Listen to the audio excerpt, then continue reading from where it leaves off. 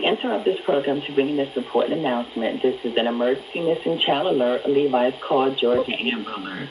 On April the 18th, Ahmad Griffin, a 4-month-old black male, was abducted by Travis Sequel Griffin, a 27-year-old black male, 5 feet, 7 inches tall, weighing 137 pounds, and was last seen at 803 Davis Road, apartment 304 in Waynesboro, Georgia, and is believed to be in extreme danger.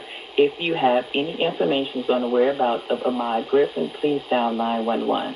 The public can also provide information to the GPI tip line at 1-800-597-TIPS and or the Seen or Seen apps for iPhones and Android users.